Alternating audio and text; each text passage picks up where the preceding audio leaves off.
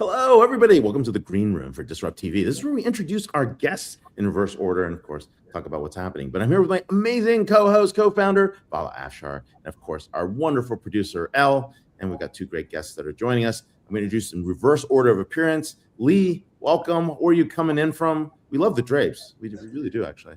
I'm in St. Augustine, Florida, the oldest Western community in the United States. And I'm delighted to be with you again, Ray and Vala. That's awesome. Enjoy St. Augustine. Make sure you make it to the Beachside Diner, Georgie's. They're all great places. I think there's a Blue Hen Cafe as well. I think I did all three of them in one night once. So definitely be fun. TVN, where are you coming in from? What are we talking about? Yeah, I'm coming in from Atlanta.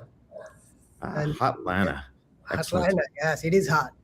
Oh, you guys in the same heat wave? It's a crazy heat wave going on over here in Las Vegas. Oh, wonderful. Welcome. And of course, we'll get going from here. So, Elle, I will hand it off to you for the count. Are you guys ready? All right, let's go. 3, 2, 1.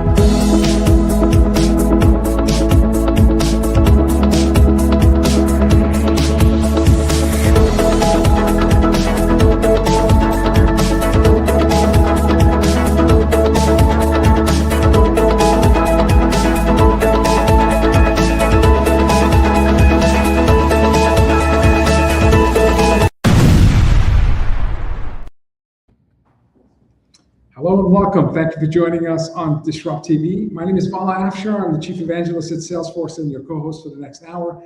We welcome you to follow us on X at DisrupTV Show. Send Ray, myself, our distinguished guests, your questions live, and we'll do our best to answer them. It's my pleasure to introduce my co-host, Ray Wang. He's the CEO, founder of Constellation Research. He's the best-selling author of Everybody Wants to Rule the World.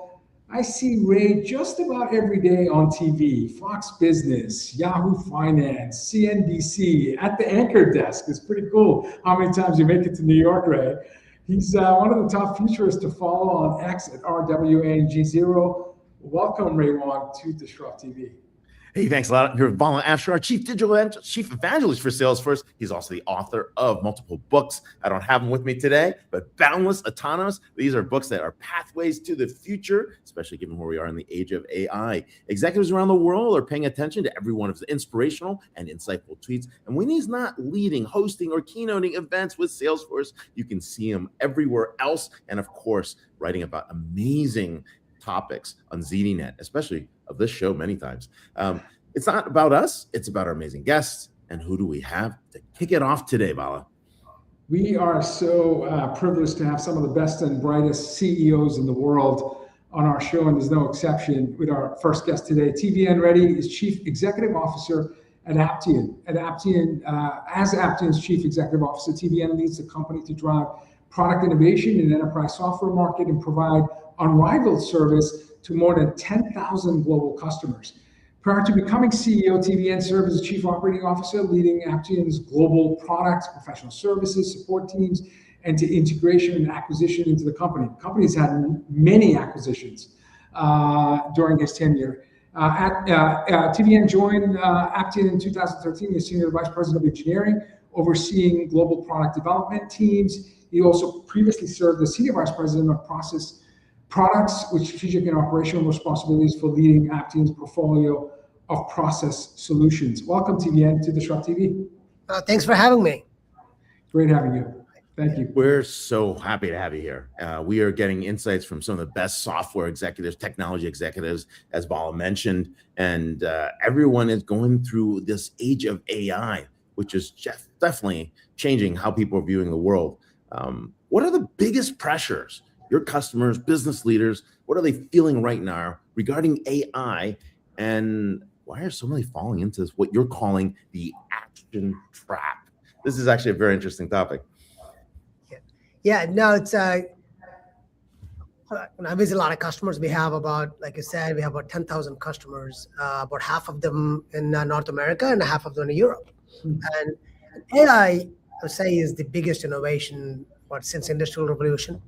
About right, massive opportunity with technology it brings to us, and the opportunity for any business or even a human individual to be able to do something which is exponentially productive has never been this big, especially in digital, right? It's like we always say that AI is going to do what industrial revolution had done to physical is what AI will do for digital, right? So we have to think about AI in a way that, what happened 50 years ago, the pre-software world, and how do we, if we had this AI back then, how would we solve the problem software tried to solve, right? So you would solve those same problems very differently, and that's what this is. And then obviously, a lot of the customers we speak with, they're in a wide range of kind of AI adoption. Some are leaning in heavy, and they're like, okay, go, and like, I want a roadmap in 12 months to completely use AI to its fullest. Others are in the beginning of cycle and say, okay, let me just, let's try a couple of agents. Let's do something, and we can learn as an organization, then go more aggressive. So either way, from Aptean perspective, we invested heavily over the last 3 years building. Our mission here is to building AI to our verticals. We built platforms to be able to do that. It's all our platforms, so secure, and that's really our mission here, is to how do we bring AI advancements and the continually evolving landscape to our customers so they can transform their businesses and then thrive in their worlds. So what's this action trap that they're stuck in, that they can't get out of? So. Yeah, I think it's a lot of the stuff, we've seen it. I've seen it ourselves. Like, go, okay, let's go do something, right? And then everybody has this, okay, go adopt AI.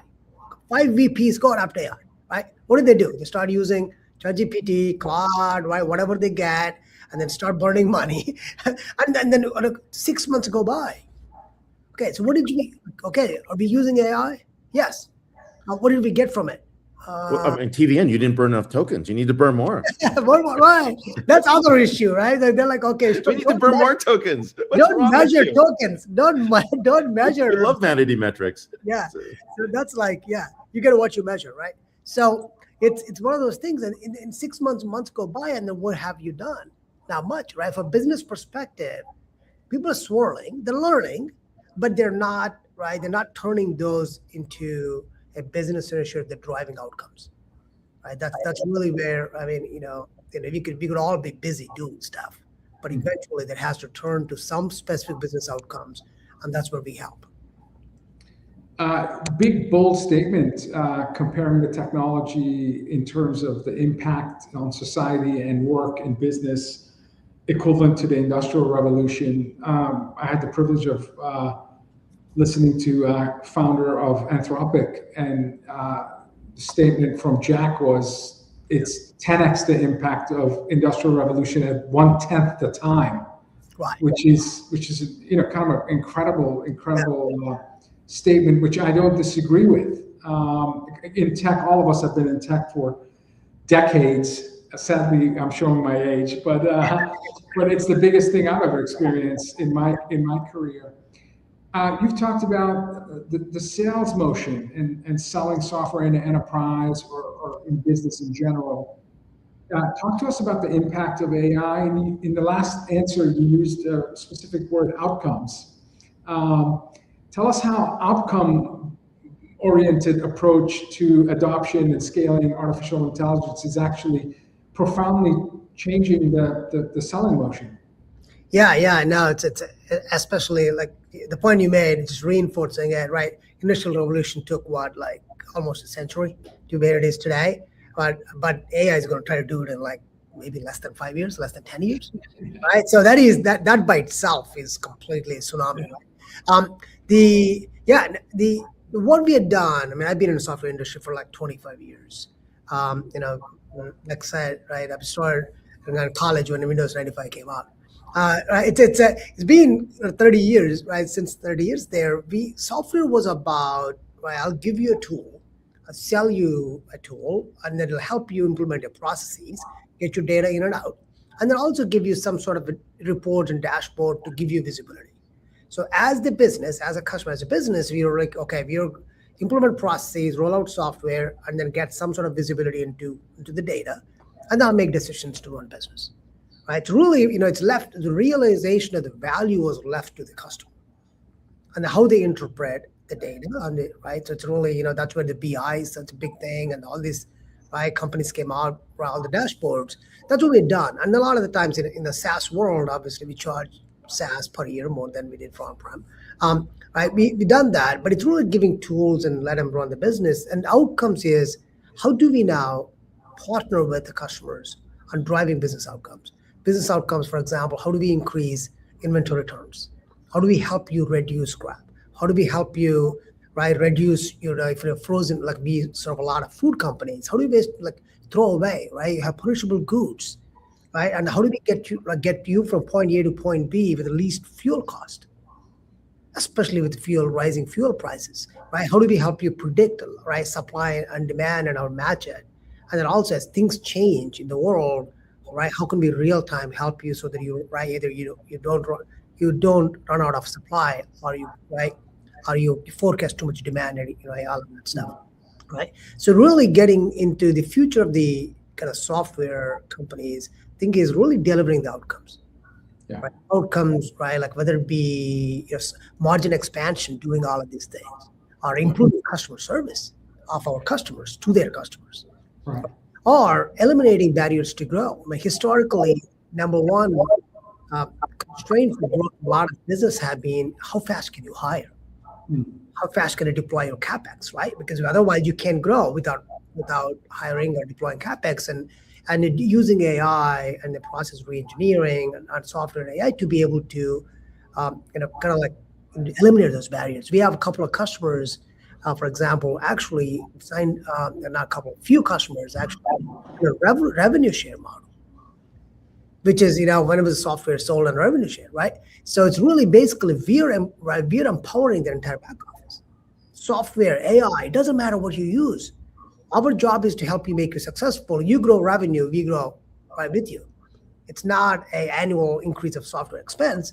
It's right. So we're completely joined at hip in making them successful with our software. We see some inefficiency in the process, we go help it, right? We help them grow without adding a lot of people.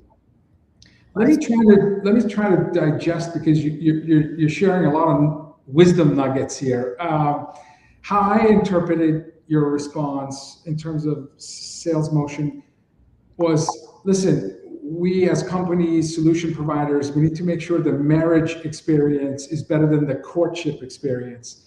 Because with traditional software, once I gave you the tool, I was pretty much 90% done. It was up to you, the customer, to take the tool and do something with it. Now we're talking artificial intelligence, we're talking digital labor and agentic AI, which is like a colleague. It seems like 90% of the work starts when you actually onboard the agent or the AI solution. And so now you as a CEO, you have to surround yourself not necessarily with mercenaries, but missionaries, because you now have to have sales professionals that are going to partner with the customer along the journey so that they can get the outcomes that they were hoping for when they bought, these amazing AI solutions. So how do you as a CEO change the culture of your company, or how do you recruit people where they now have to really earn the right to stand next to the customer, not across the table from them, because the game really begins after the sale is done. Right, exactly. I mean, it's not necessarily the salesperson, right, delivering this, and we obviously have a different team that's more AI savvy and then working with the customer, understanding the use cases and going through that, sure, right, deploying AI. But yeah, I mean, from a culture of the organization perspective, it's still valid, right? We're not just delivering a tool and then doing enhancements to the tool anymore, right? It's real. Sometimes it's funny, like some of the stuff we used to develop for feature to just give features is sort of irrelevant, right? Because when you start thinking about like value and how do you help customers grow, it becomes irrelevant. And then our organizations post sale are really right working with customers in and out, understand their processes, what are their bottlenecks, and doing it. So it is a bigger cultural shift. I mean, absolutely, because we are actually hiring FDEs. We have a lot of folks we're hiring right out of college and training and building agents. More importantly, we need the people that understands customer and technology and marry it every day. Yeah. It's not one or the other anymore, right? Right. That is a great point. Yeah, that is a great point. I mean, and getting the new hiring mix right is something that's important. I mean, think back to like 2010, 2012, you're sitting with Carlos and John Paul Jones at ADP, and you're like thinking about like the hiring profile of the engineers that are coming in. Like, it's changed so much. Like, what do you do differently today? Like, what are you hiring? What looks differently? I mean, do you still have the same kind of program you could coming out of college? Do you hire college dropouts because they seem to be the only ones that know how to use the technology? Do you say, I'm going to hire someone that's had 30 years of domain knowledge, amazing experiences that can connect the dots? That doesn't exist, right? Well, no, industry experience. Oh, industry, right? yeah, of course. Yeah, industry experience, understanding markets and segments, and then pairing them up with someone that's been playing with agents for 6 months out of college. Right. It's some interesting pairings. Like, how do you look at the staffing mix going forward? Yeah, no, it's a great question. So from engineering skills, we're hiring bottom. Right? We're hiring out of college within less than 2 years of experience. I mean, we want these people to be thinking, hey, your job is to feed agents work, not doing the work. Right? Like, you can't scale. You can't compete with agent to do the work. Right. So we have like, for example, we have like 50 interns we just hired. Atlanta office. Awesome. And I asked my managers, by the way, you should ask, don't give them how to solve a problem, give them a problem to solve and watch. Right? So we're trying to build our talent in all our locations, actually hiring out of college and kind of feeding them knowledge. At the same time, we also we operate in verticals. So we need the domain knowledge. We need people who understand food and beverage fresh. So we have a lot of employees in the business that do that. And then we continue to hire them as well from services and other stuff. But in engineering, it's a lot about AI native, right? Every company needs to get to that same, right, kind of acceleration and throughput of AI native company. And that is where we're investing heavily. How much of your time do you spend advising company CEOs and executives in terms of the importance of data and what the investment breakdown should be? We have CIO research that says companies are spending as much as 4x on their data maturity and infrastructure as compared to pure AI solutions. So tell us your point of view in terms of the importance of having access to trustworthy, clean data in order to have successful AI outcomes. Yeah, I think it's, obviously we all know, right? I mean, garbage in, garbage out. But however, we're not there yet. Right? Like, it all makes sense when AI is fully running without nobody checking it. Okay, with the data is, low quality data will blow up your business. But today, that's important. But we can apply AI on how are we making decisions today? Yeah. Right? How can we make that more systemic or making decisions? I also talk a lot about internally, right? AI is not, right? AI can also validate stuff. We forget that AI is also best critic. I can ask, right? You could give something and he'll tell you what it thinks wrong with it. So if you think of the AI deployment as not a one agent, it's an ecosystem of agents. So if you have let's say one agent does the work, you get a quality of 60%. If I can surround with the validations and like a typical software development lifecycle, right? Like a QA, and then you have business person and checking it. So we have agents that are checking it, then that goes through iterations and output now becomes 95%, 99% accurate, right? And then you can also identify data anomalies, right? Like data inaccuracies, pattern matching, and escalate that stuff. So it plays a big role in data cleanup and data curation as well, right? So we can use these tools. So yeah, I mean, data is extremely important. But we ask our people to actually don't wait for all the data to be cleaned up, systems are modern. we can consolidate the data and aggregate the data and apply AI, especially in the workflow automation. Data is important, but not that important, right? When you talk about decision intelligence, yes, data is super important, but there are also ways to take out data anomalies, right? And then we also have software that can tags out. Okay, you saw this big spike because of your fire, plant, right? You can just mark it as it's one time and it's a final plant, and it takes it out of your modeling. Right? We have, there's a lot of things around it, but we advise customers don't wait. Yeah, right? don't So, absolutely. Wait for data, clean data. It could take, who knows? Sure. And I like the subtle advice you gave in your answer in terms of like pressure test your thinking and your logic with AI. I didn't like that at the beginning because frankly, it was pressure testing my thinking too much to a point where I felt, wow, I really thought I had this handled, and Claude just slam dunked my entire thesis.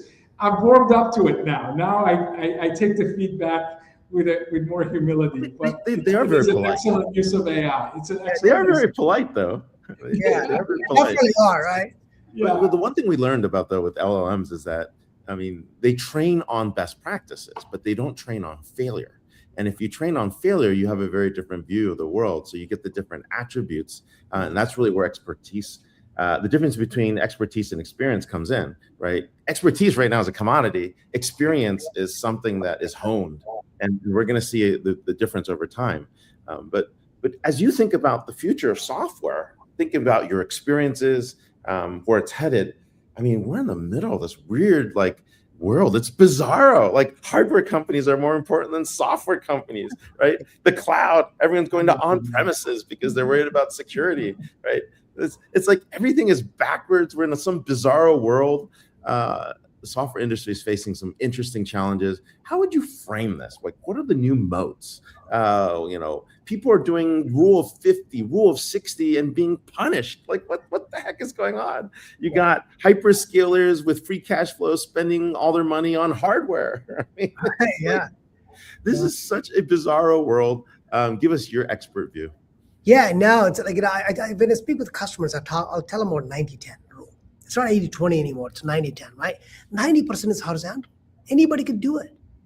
Right. Obviously, you need to know what you're doing, right? People you do. Talked about, you can use AI. I speak to customers. I throw my stuff into into ChatGPT or Claude. It gives me stuff and say, okay, number one is, did you make sure your data is not getting trained? LLMs are not taking your data, right? Like next month, your competitor asks you, what is the recipe of this company? It gives it to them, right? So make sure you first, right? You're not. Nobody wants the Samsung moment. But yeah. Right, it's like, make sure, right, not do that. But as soon as I say it, people, they just look at the IT guy and say, okay, what are we doing? Right? it's like happens every single time. They look at the IT guy and say, are we secure? Right? Are we not putting it there? So that's one, right? The reality, it becomes like, this is going to be for next 2 years. There's going to be this massive experimentation, right? Everything. I can do this, I can do that, what I can't do. And then obviously you have AI companies that are going to tell you can do anything you want. Right? You don't need anybody, right? You can literally run a company yourself. You don't need people or software, right? That's right. So we talk about is 90-10, right? Listen, the 10%, we operate in vertical industries. Let's say you have fresh produce company, right? 10% is what delivers you 90% differentiation. It's not the 90%. Everybody can put a GL entry, right? Everybody can, put credits and debits, right? Everybody can say, okay, right, invoice and collect cash. That's not what drives your business. That drives every business. But the 10% of the vertically focused functionality, the richness in the product, the people support you, and in the data, most importantly, that's the mode.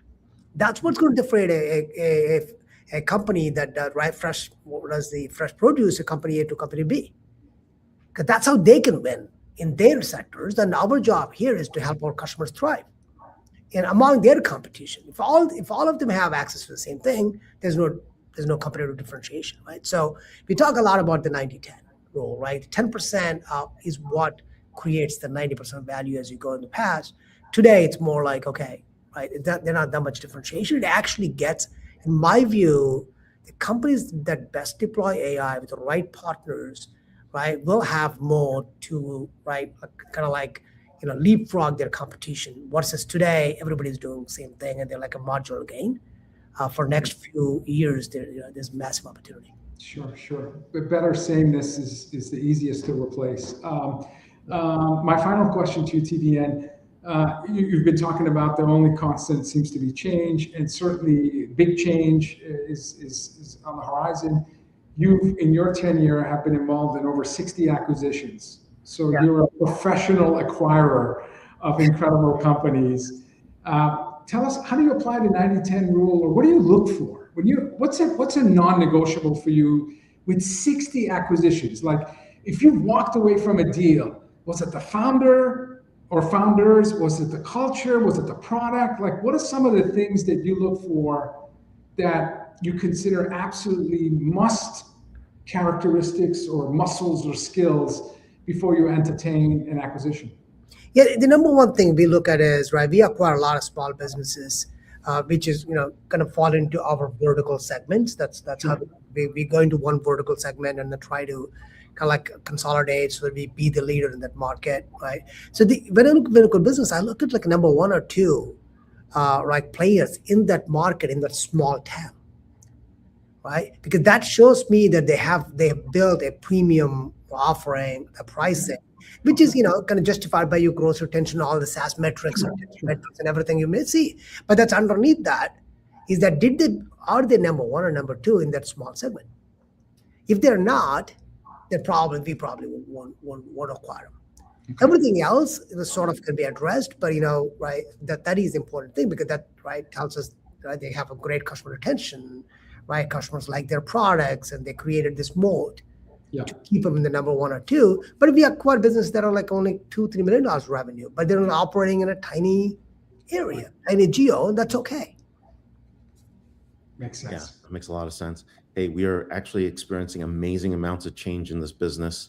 It's great to get your insights from time to time. So we're really appreciative of you being here. We're with TVN Reddy, Chief Executive Officer of Aptean. And thank you for coming in today and sharing your thoughts.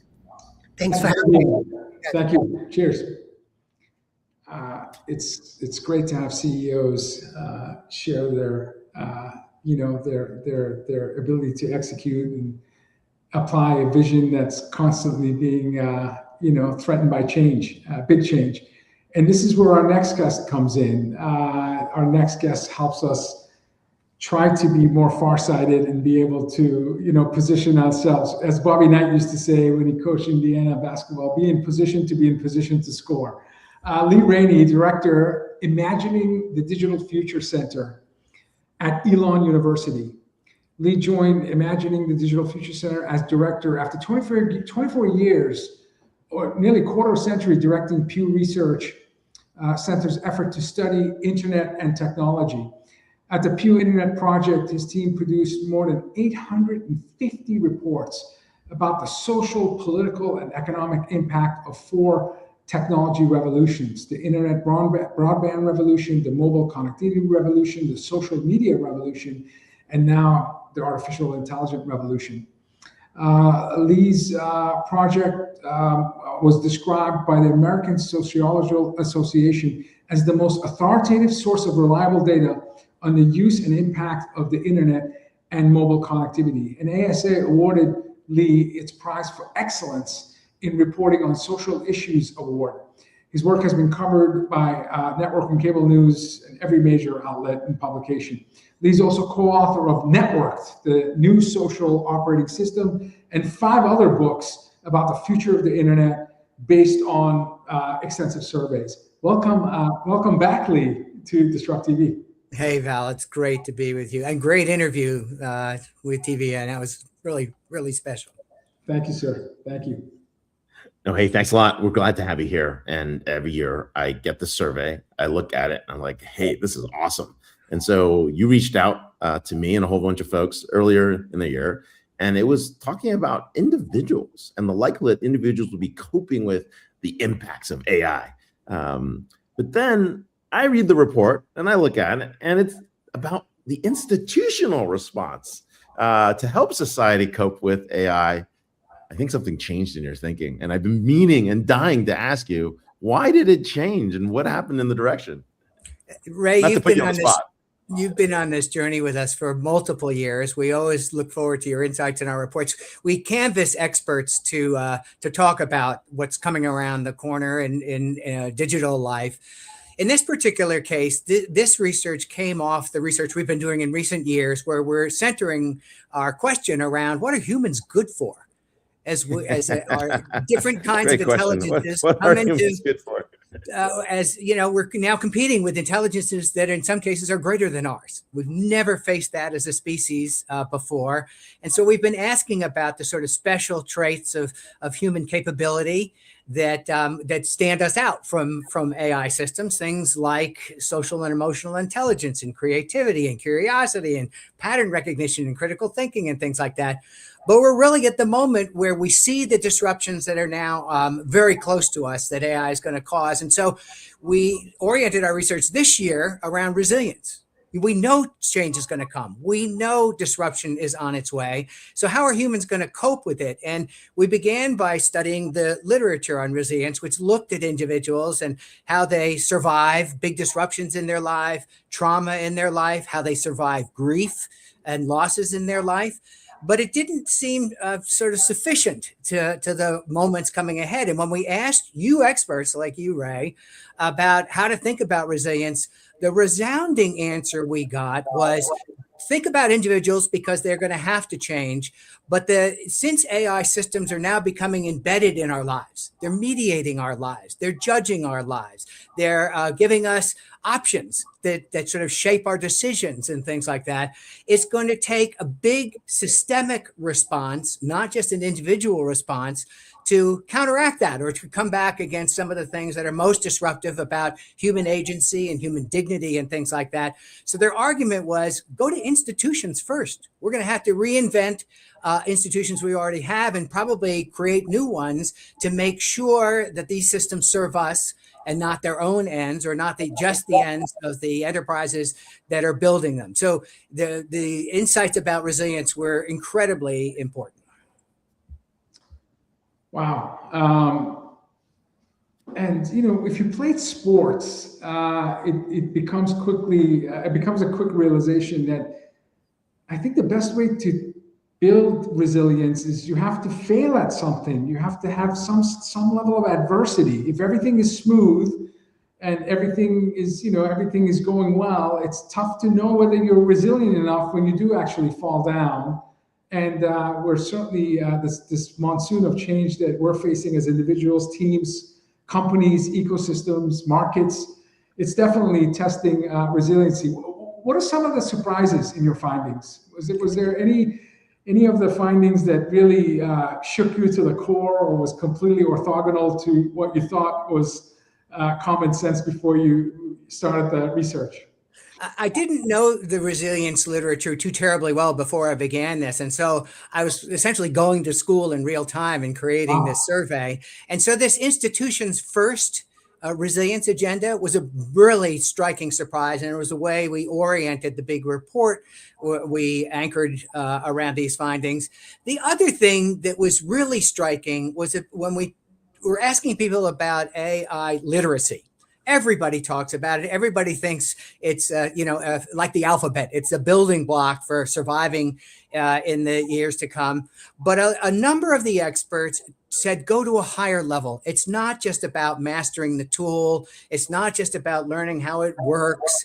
That's important. But their argument was, think about existential literacy. In other words, their argument was, since human nature, human well-being, human dignity, human purpose in the world is at stake here, it's not just going to be learning how to use these wonderful AI tools that are being offered to us, but it's going to take a higher level of teaching and learning around how do you be an agent on your own behalf in a world where AI systems are embedded everywhere?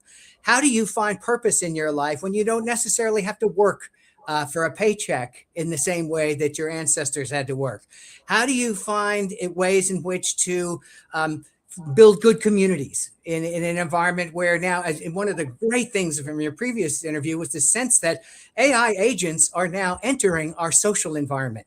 They're going to operate on our behalf. We're going to encounter other people's agents operating on their behalf. So one of the other big surprises in this research was literally about the complexity of social manipulation and social management that's going to occur in an agentic world. We're going to have to manage so many more relationships, be aware of so many more points of entry that people can have to us, so many more ways that we can interact with others.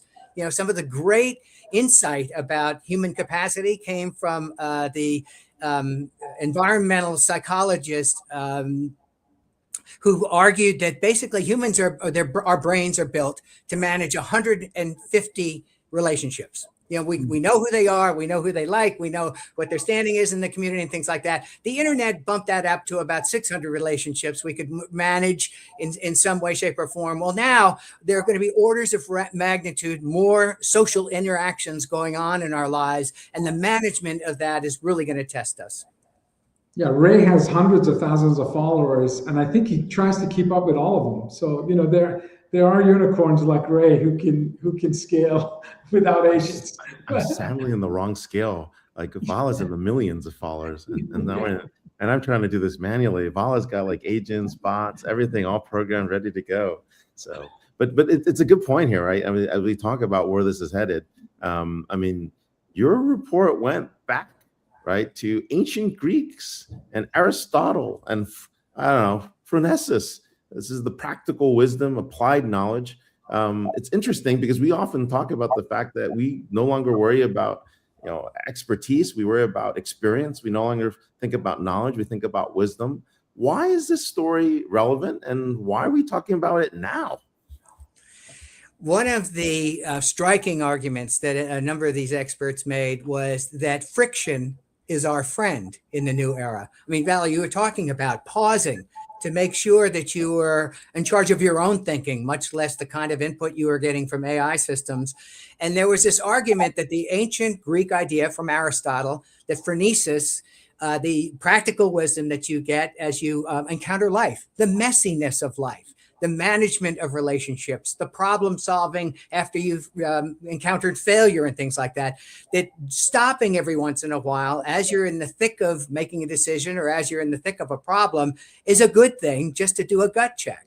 And there are ways now that these experts were recommending that AI systems themselves could have sort of level sets built into them to sort of say, wait, we've reached this point in our discussion.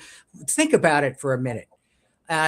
Think about what you don't know. I mean, the whole idea of metacognition, our own capacity to think about our thinking, what our biases are, where our weak spots are, where the holes in our knowledge are, where smarter, better people can be encountered to help us make decisions. So the idea that pausing, learning from your mistakes, going through the sort of difficult learning process of managing complicated, messy, muddy, unsatisfying situations is just part of, first of all, the wonder of being human. So that's a good thing in and of itself. But secondly, it's the way that humans really learn. And so thinking that AI systems need to help us with those breakpoints and those pause points it was, again, one of the real surprises in this report. It's when I hear messy and I reflect on my company, because we've been on the agentic journey for 2 years, the AI journey for 12, but the agentic, and for me, very specifically, it's digital labor journey, because there's a cognitive transfer of work going from humans to smart software. So work is actually being done by software. So some of us view it as colleagues, digital colleagues, because that's exactly what they are.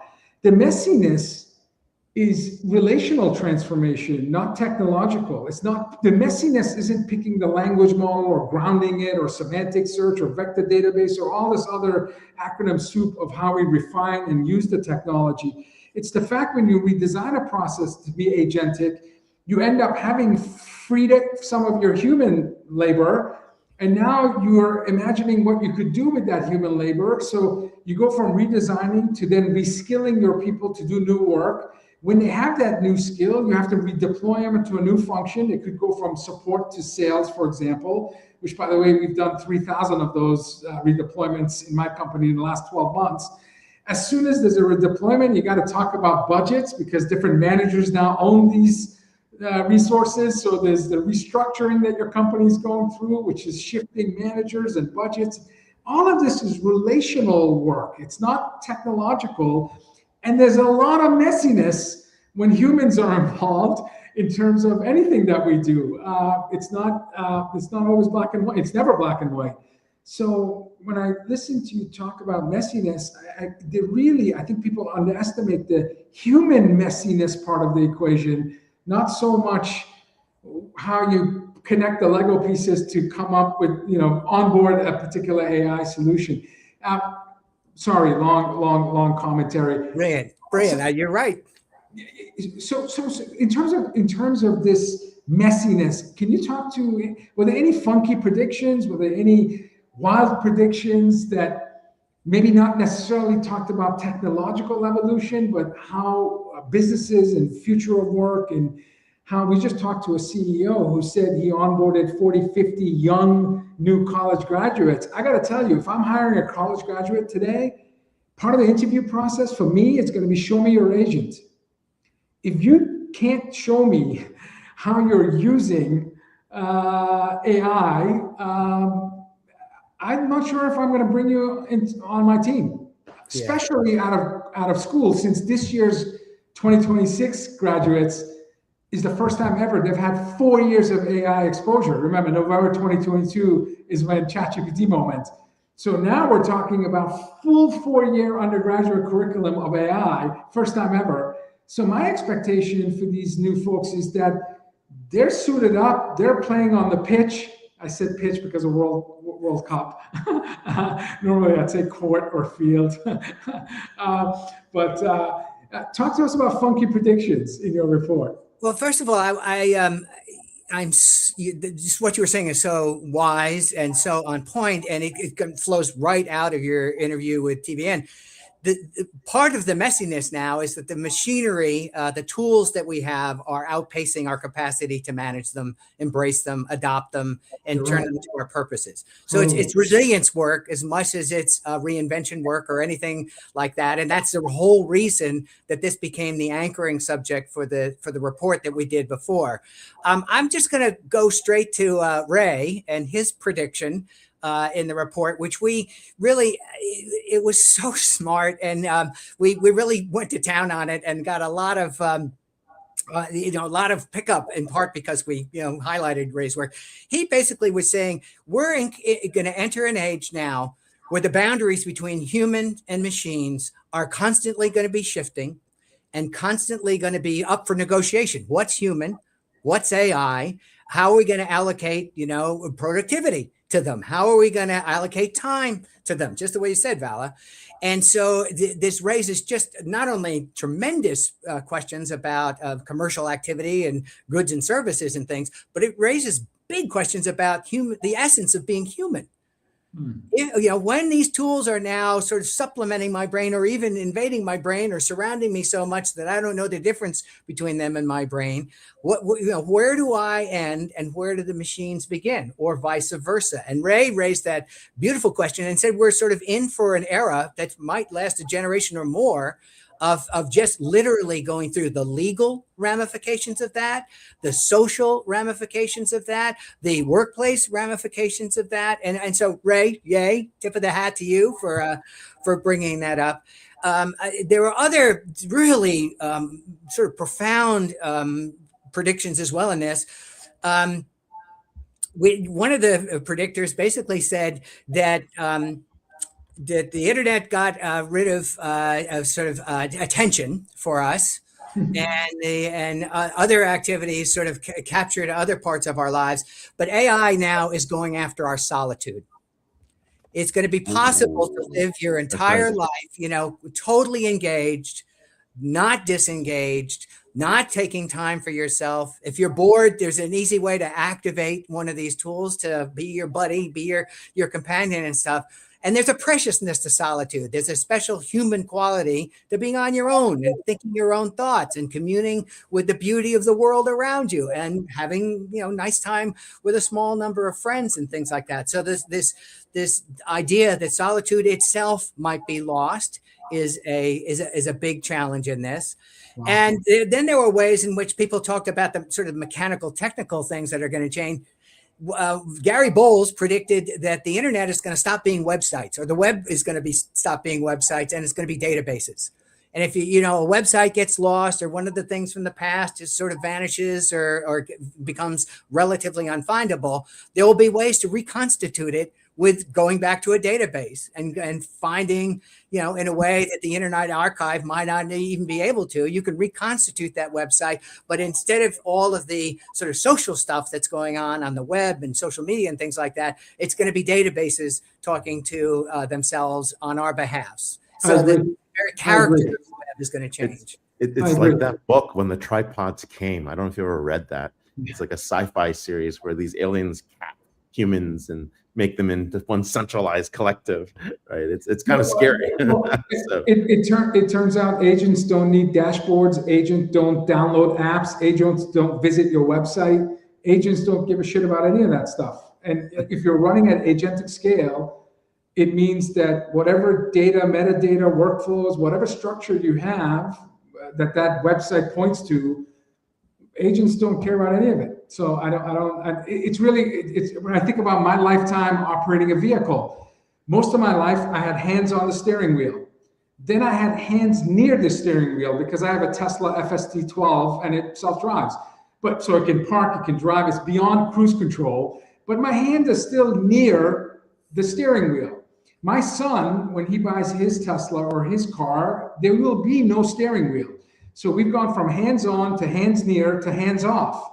And when it's hands-off, that's a machine-operated model. And that means the website, the dashboard, the app, all that stuff is nonsense. So I agree with whoever made that prediction. Totally, I totally agree with it. Anyway, it changes your insurance policy too, about the way. Who pays for insurance when the car hits something else? I wasn't there. I didn't drive. I only supervised. Given the fact that Waymo has 4,000 vehicles operating for now 8 years without a fatality, I think that we have 40,000 deaths last year in the U.S. due to car accidents. 40,000. It's the number one cause of death for adults, men and women under age 30. So the price of mobility for us is 40,000 deaths a year. This is my fear. I'm going to be priced out of the ability to drive. My insurance will be so high. Being able to drive as a human is like a luxury I'm never going to get again. I don't get the risk. I'm not going to know what it is to be a human. I don't have that factor of risk. But when you are a safe driver, your premium will reflect that. So I actually think you're going to have elasticity in insurance, so you'll get rewarded for operating safely. Anyway, that's not why we're here with Lee. One of the things to remember, of course, again, to your point about how human adaptability runs way behind the technology that comes to disrupt our lives. In the Industrial Revolution, it took 80 to 100 years to get basic environmental laws, basic child labor protection laws, basic work hours at workplaces straightened out. And so we don't have 80 years with AI to sort of figure out what the externalities are that we don't like and to fix them. And so the call on us to be smart about this and doing it through institutions. Again, we're asking for institutional change at a moment when, at least in America, people's trust in institutions could not be lower. Right. So this is a big order. It is, and externalities, positive and negative externalities. With the level of attention deficit that exists in business, having that long-term thinking and planning and adversarial testing and pressure testing of your work and your products and services to ensure more positive externalities than negative is definitely going to challenge us. Hence the reason for resiliency. Yeah, so that's it's important. Well, since we have a bias of action and we're looking towards the future, I mean, look, you've looked at the impact of AI on individuals and institutions and how resilience plays into those impacts. Where do you go next? What are some of the big questions about AI that you are thinking of exploring? If you look at the history of communications technologies or even information technologies, the killer app has always been the social application of it. Yes. And so, when the telephone was invented, it was supposed to help businesses, manage their meetings and relationships. Nope. It was all about people talking to each other in a social forum. If you remember back to the earliest days of the ARPANET, the precursor of the internet, that was supposed to connect high scale college and university research centers to exchange data about astrophysics and about nuclear physics and stuff like that. No, the first thing that the sysops and those systems did, start sharing messages with each other. Same thing with the internet. Email was the killer app. Same thing with social media. It was the DMing was and those relationships. So I think an obvious next place for our center to go is to look at the agentic life and the kinds of challenges that brings to humans. I think obviously coding is one of the killer apps of AI systems, but I think that the emerging killer app is going to be the social bots and the way that people interact with them. And you can just imagine sort of the pleasures of that, but also the many, many ways that can be disruptive to human relationships, be challenging to humans who want to defer decision-making and messy relationships to go somewhere else. And so the rise of social agents in particular is just something that's going to be important to us. The other thing that comes out of our work that I think, I will be delighted to see your answers when we query you on this. How do you teach? How do education systems teach the essential qualities of being human? How do you nurture creativity? How do you galvanize curiosity? How do you get people to be smart metacognitively? You don't even have to use the word, just sort of say, think for a minute about you and what you know and the limits of your knowledge. How about social intelligence and things like that? So there are lots of, I'm coming out of a university environment at Elon University, lots of fascinating conversations around the country in higher education about how do you nurture and teach to some of these essential human qualities that are now not necessarily even taught. They're just assumed will happen when you go through that period of life. So I think a lot of that stuff is interesting. And you know what? If you're willing to do it, I'd invite you to tell me what you would like a center like mine to study if you want to venture into that territory. What should we do? Well, I was going to jump in and say, look, we used to talk about a day in the life of a agent. Now it's going to be like a second in the life of an agentic AI, which could be a whole day, right? It's really flipping the script as to what's happening. And we always wondered, do robots dream in their sleep, right? This is where we're headed with the metacognition. So I would go back to the institutions, and I think I love exploring what it means to be human in an age of AI. I think that piece really does cover the essence. It's the inverse of what Data in Star Trek felt like, because he wanted to be human, but he was a robot, right? We're exploring it from the other way. We're humans looking at it in the other way. What does it mean on the agentic side?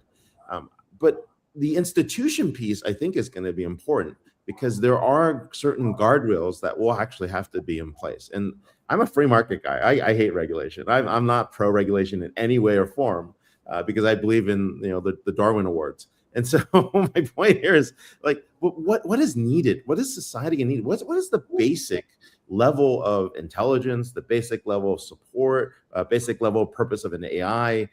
What are we building these things for? Because I don't think we have an answer yet. We're just building them because they're kind of cool. And I think exploring what society can gain from that could be useful, right? People always say, we're going to use AI to help us with crop yields and weather forecasts, and so no one ever starves again. Okay, well, that's kind of interesting, right? Along those themes, I think we go further out. Is AI going to be the part that destroys human society, or will AI be there to preserve human society? And maybe that's a question you can start with. Big one. Thank you.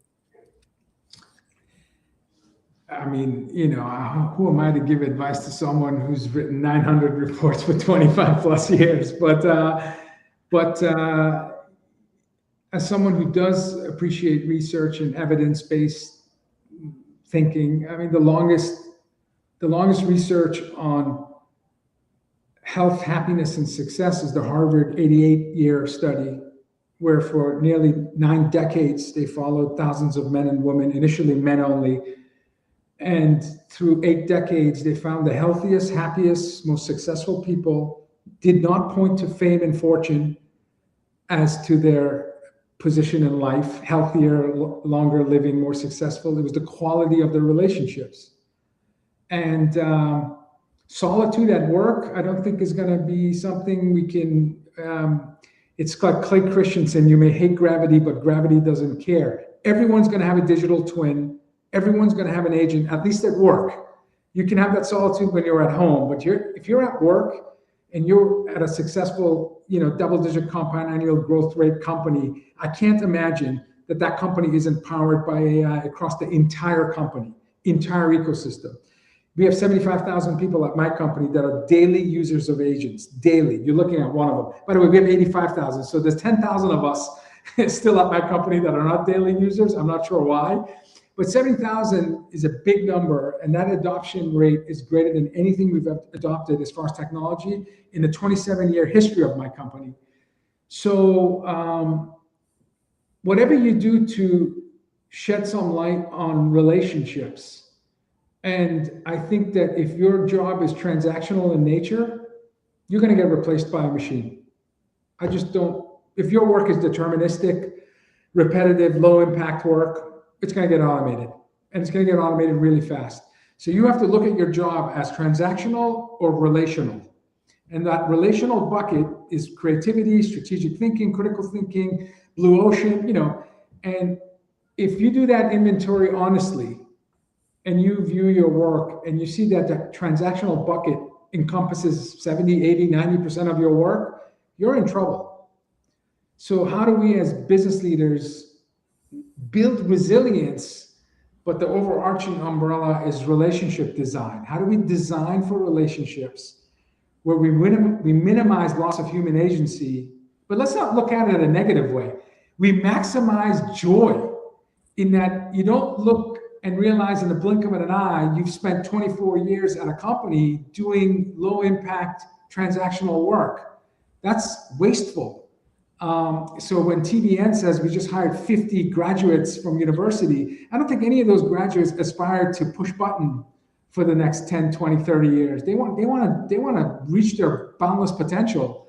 So if your research can help build a framework where in a hybrid work environment, humans and machines can co-create value, but at the same time, humans feel good about it, where they don't frown that it's Sunday and the next day is Monday, and so every day is, and maybe that's too optimistic. You guys are natural born social scientists. Yeah, you gave me thank you for serving my next purposes. It's sort of tagline for the research that we put on the cover of this year's report. Came from Mel Selleck at Arizona State. Yes. So this is a great tagline actually for this program. We are the last generation that will know what human capability felt like before it became inseparable from AI. Wow. Yeah, it's so Super true. profound. It's so true. Absolutely. What a great way to end. 100% agree with that too. Wow. 100%. We are Lee Rainie, Director, Imagining the Digital Future Center at Elon University. If you haven't get a chance, catch the report on the site. Go to imaginingthedigitalfuture.org. You can see everything there and more. I think that's the important part. Thank you so much for gracing us with your presence. And more importantly, thank you for sharing those insights. We're so happy to have you on as we do every year. And probably we should have you on a little bit more than every year. So. Lee, you're first ballot Hall of Fame DisrupTV inductee at this point. So yeah. Thank you, sir. Thank you for your insights. You guys are the best. Thanks. Thank you. Hey, take care. Thanks a lot. Wow. I don't know. You ready for America 250? We're set 4th of July. Come on. It's going to be huge. And because I thank you for reminding me of that. For that reason, we're not going to have a show next Friday because, as you all know, Saturday is 4th of July next week. So we're going to, and there's only a handful or less than a handful of times we cancel shows. But as much as we love our guests and certainly our community, DisrupTV community, we're going to pause next Friday, and enjoy families. And we'll get back together July 10th. So 2 weeks from today, we're going to have Alejandro Laplana, CEO of Shockworks, with us. And we're going to have Claire Diaz-Ortiz, co-author of Why Can't They Be Like Me? I ask that often. a parable of shifting perspectives.